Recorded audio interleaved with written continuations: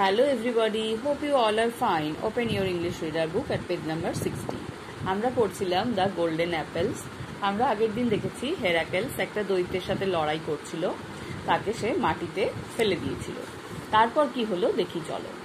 But then, কিন্তু তখন আ surprising thing happened, একটা চমকপ্রদ ঘটনা বা আশ্চর্য ঘটনা ঘটেছিল। The moment the giant touched the earth, all his weariness left him, and he sprang on his feet. The moment, সেই মুহূর্তে, the giant touched the earth, যে মুহূর্তে সেই দৈত্যটা মাটি ছুঁচ্ছিল, all his weariness, তার সমস্ত ক্লান্তি, left him, তাকে ছেড়ে চলে যাচ্ছিল, and he sprang to his feet, এবং সে পুনরায় নিজের পায়ে শক্ত হয়ে দাঁড়িয়ে পড়ছিল।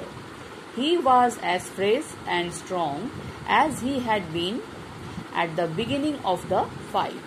এবং সে এতটাই ফ্রেশ অর্থাৎ তরতাজা এবং শক্তিশালী হয়ে যাচ্ছিল যতটা সেই লড়াইয়ের শুরুতে ছিল।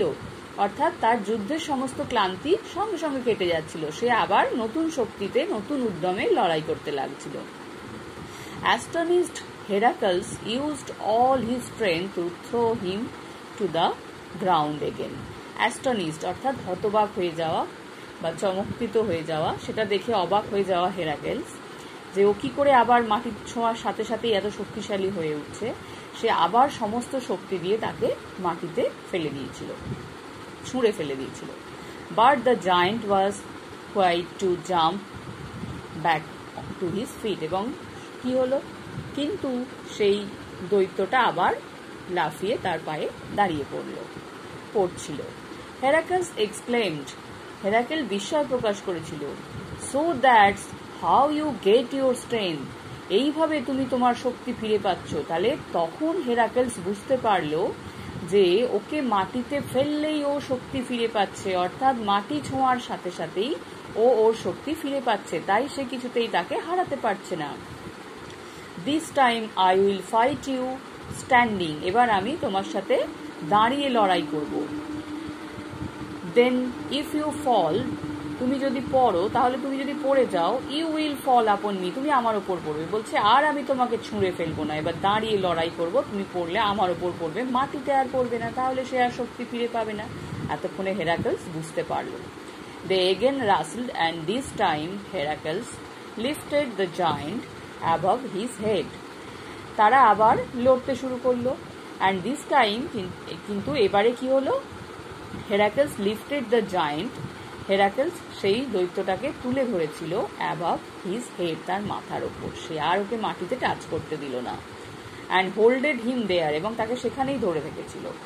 হি did not leave him even after the giant grew weak, এবং সে তাকে ছাড়লো না যখন সেই দৈত্যটা দুর্বল হয়ে গেল তখনও। অর্থাৎ সে মাটি থেকে যেই ওপরে উঠে গেল, মাটিতে তার আর কিছু ছুঁয়ে থাকলো না, সে তখন দুর্বল হতে শুরু করলো, কিন্তু হেরাকেল তাকে ছাড়লো না। অ্যাট লাস্ট, সব শেষে, he took the giant in his arms, সে সেই দৈত্যটাকে তার বাহুর মধ্যে নিল, কেয়ারফুলি, খুব সতর্কভাবে, not to let even a toe touch the ground, যাতে একটা পায়ের পাতা বা পায়ের আঙুলও তার মাটি ছুঁতে না পারে।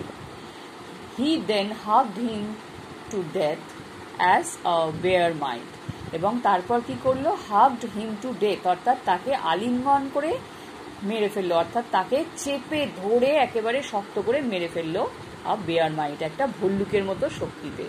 তা সে খুব শক্তিশালীভাবে শক্ত করে তাকে চেপে ধরে থাকলো, মাটিতে কিছুতেই পড়তে দিল না, আর সে আস্তে আস্তে দুর্বল হয়ে গিয়ে মরে গেল।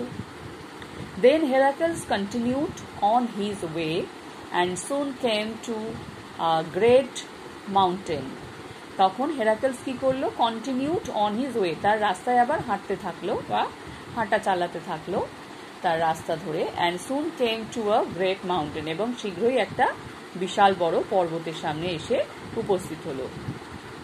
The highest in the world, পৃথিবীর সর্বোচ্চ। Atlas stood on the top, Atlas তার উপরে দাঁড়িয়েছিল, অফ দ্য মাউন্টেন, সেই পাহাড়টার পর্বতটার উপরে। He was holding up the sky, সে আকাশটাকে ধরেছিল। ওরা তো মনে করে যে আকাশটা একজন উঁচু করে ধরে আছে বলেই আকাশটা উঁচুতে আছে, আমাদের ওপর নেমে আসছে না, আর সেই কাজটা করে অ্যাটলাস। সে সেই সব থেকে উঁচু পাহাড়ের ওপর আকাশ ধরে দাঁড়িয়ে আছে, হেরাক্লেস গিয়ে দেখতে পেল। I have come to you for help, আমি তোমার কাছে এসেছি সাহায্যের জন্য। I am Heracles, আমি হেরাক্লেস।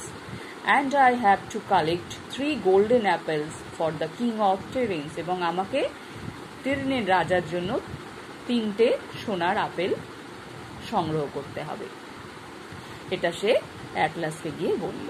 এই পর্যন্ত তোমরা আজকে পড়বে, সুন্দর করে রিডিং পড়া অভ্যেস করবে। কিছু কঠিন কঠিন স্পেলিং আছে, সেগুলো তোমরা শিখবে আর নতুন শব্দের মানে শিখবে। সবাই ভালো থাকবে, বাই।